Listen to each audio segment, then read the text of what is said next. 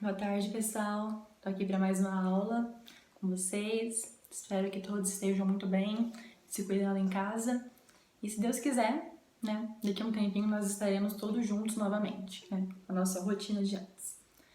Bem, eu tô aqui nessa aula, mas não vai ser uma aula assim com assuntos novos, né? Vai ser mais uma aula voltada para revisão. E o assunto de hoje são os 7 sacramentos. Mas antes eu queria fazer uma retomada, né, desses sacramentos com vocês. Começando aqui, são 7 sacramentos: batismo, crisma ou confirmação, eucaristia, que é o sacramento que vocês vão fazer no final do ano, penitência ou confissão, unção dos enfermos, ordem e matrimônio, né? A palavra sacramento, ela significa em si sinal sagrado. Então, sabendo disso, nós podemos definir os sacramentos, né, os 7 sacramentos, como os sinais sagrados, ou seja, os sinais visíveis da graça de Deus na nossa vida. E a gente também pode definir que os 7 sacramentos, eles têm como objetivo, ou seja, para quê? Para que receber a Eucaristia, o batismo, a crisma? Por que receber esses sacramentos? Para quê? Bem, o principal objetivo deles é fazer com que nós, né, um dia alcancemos a salvação eterna e, consequentemente, a santidade. Tá certo? Bem, mas hoje eu queria falar em específico com vocês sobre os 3 primeiros sacramentos, que são o batismo, crisma ou confirmação e a Eucaristia. Esses 3 primeiros sacramentos, eles são chamados de sacramentos da iniciação cristã. Mas por que esse nome? Por que iniciação cristã? Bem, eles recebem esse nome de iniciação cristã porque, como o próprio nome, né, diz por si só, são os sacramentos que iniciam a nossa vida, a nossa vivência, a nossa fé cristã na igreja. Então, você pode lembrar assim, de desde pequeno, você frequentando a igreja com seus pais, daí seus pais te batizam. Depois de um tempo você cresce um pouquinho, seus pais te matriculam na catequese. Primeiro na catequese, aí você vem na primeira etapa, na segunda etapa, na terceira etapa, depois termina, recebe a primeira Eucaristia e depois disso faz os 2 anos da crisma, né? Então, como o próprio nome diz, são os sacramentos da iniciação cristã. Eles iniciam a nossa vivência na igreja, iniciam os nossos primeiros passos dentro da igreja. Primeiro nós somos batizados, depois nós recebemos o corpo e o sangue de Cristo e depois, por fim, nós fazemos a crisma, né? Crisma ou confirmação. Bem, só relembrando o que acontece com cada um deles. O batismo, qual que é o efeito que ele realiza na nossa vida?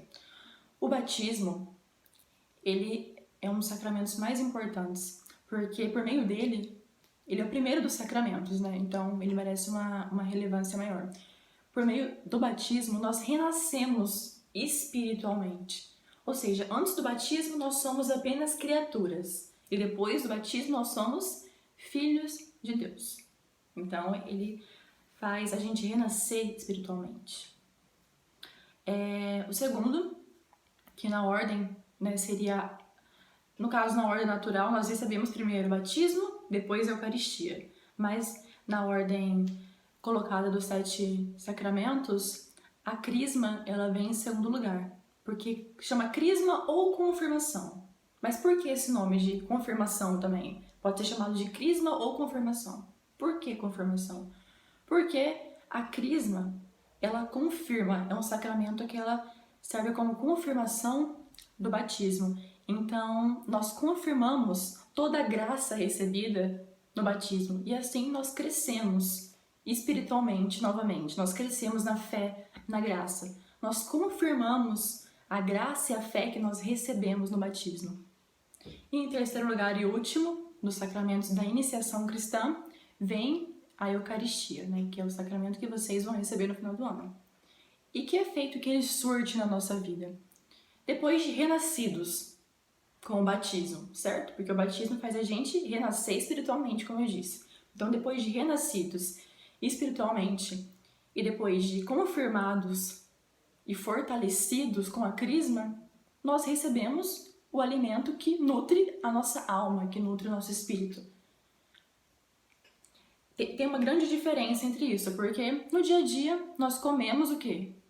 Comidas, arroz, feijão, carne, salada, que nutrem o nosso corpo, né? O nosso corpo que é uma matéria. Porém, a Eucaristia, o corpo e o sangue de Cristo, eles nutrem o nosso espírito, eles nutrem a nossa alma. Eles são, então, o nosso alimento espiritual.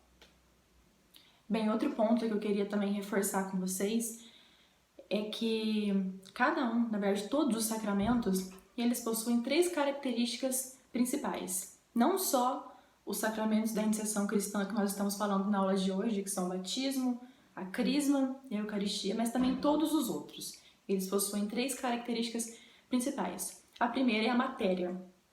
Né? Se vocês derem uma olhadinha no caderno de vocês, é até bom acompanhar com o caderno, né? Mas eu tenho certeza que vocês vão ver certinho. Eu lembro até de ter dado essa aula para vocês, então provavelmente vocês vão ter copiadinho certo no caderno. A primeira é a matéria, ou seja, o que é utilizado para realizar aquele sacramento. A segunda é a forma. A forma representa quais são as palavras que são utilizadas durante aquele sacramento. O que é dito durante o sacramento? Perdão. E por último, o ministro, que é quem realiza, né, quem dá aquele sacramento. Bem, vamos começar pelo batismo. A matéria do batismo. O que é utilizado no batismo? O que é utilizado para se batizar alguém? É a água, né? A água pura, uma água natural e pura. Ela pode ser tanto quente quanto fria, né? A forma. Então, depois de matéria, que é o que é utilizado, que é a água, nós vamos para a forma. Quais são as palavras que são ditas durante o sacramento do batismo? As palavras são: eu te batizo em nome do Pai, do Filho e do Espírito Santo. Então, acho que vocês vão conseguir lembrar da cena da mãe e do pai levando a criança para batizar, os padrinhos segurando a criança e o padre derramando um pouquinho de água sobre a cabeça da criança e falando: eu te batizo em nome do Pai, do Filho e do Espírito Santo. E por último, como eu acabei de falar, quem é o ministro? Quem é a pessoa que realiza o sacramento do batismo? É o sacerdote, o padre. Ok? Bem, em segundo lugar, a confirmação ou crisma. A matéria da crisma, o que é utilizado? Aqui é uma coisinha um pouco diferente, porque é um tipo especial de óleo. No sacramento da crisma, o que é utilizado? É o chamado óleo do crisma, não óleo da crisma. É o óleo do crisma, que ele é composto por um óleo e por uma essência de bálsamo. O bálsamo é uma substância que exala um perfume, um bom perfume, um perfume diferente. Então é uma espécie de óleo perfumado. E esse óleo perfumado, que é chamado de óleo do crisma, e não óleo da crisma, é óleo do crisma, é a matéria do sacramento da crisma ou confirmação. A forma, ou seja, quais as palavras que são utilizadas durante o sacramento da confirmação ou da crisma. As palavras utilizadas, eu tive até que anotar aqui, porque ia acabar fugindo da minha cabeça, foi: te assinalo com o sinal da cruz e te confirmo com o crisma da salvação, em nome do Pai, do Filho e do Espírito Santo. Ok? Então são essas palavras que são utilizadas durante o sacramento do crisma. Da crisma, perdão. E por fim, o ministro, ou seja, quem vai realizar esse sacramento. Por meio de quem que você vai receber esse sacramento. E aqui, diferentemente do batismo, que era o sacerdote, era o padre, aqui quem realiza esse sacramento, acho que eu já toquei até nesse assunto com vocês, é o bispo. Então é um pouco diferente do sacramento do batismo. E por fim, a Eucaristia, né, que é o sacramento que vocês vão receber no final do ano. A matéria. Qual é a matéria da Eucaristia? Por meio do que é realizado o sacramento da Eucaristia? O que é utilizado para realizar, esse sacramento? Bem, em primeiro lugar, o pão de trigo e o vinho de uva antes da consagração, porque depois da consagração o pão deixa de ser um simples pão e se torna o corpo de Cristo, e o vinho deixa de ser um simples vinho de uva e se torna o sangue de Cristo, né? Não representa, mas a gente já estudou bastante isso. eles não representam o corpo de Cristo depois da consagração. A hóstia que você vai receber não representa o corpo de Cristo, é verdadeiramente o corpo e o sangue de Cristo, ok?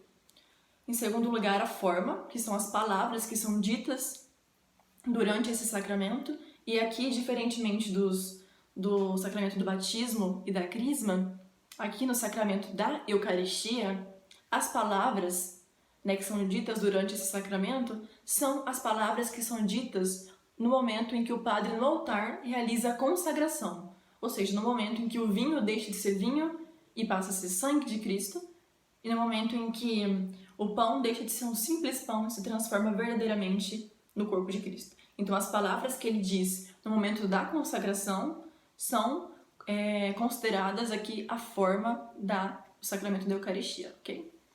E por fim, o ministro, né? Ou seja, quem realiza esse sacramento.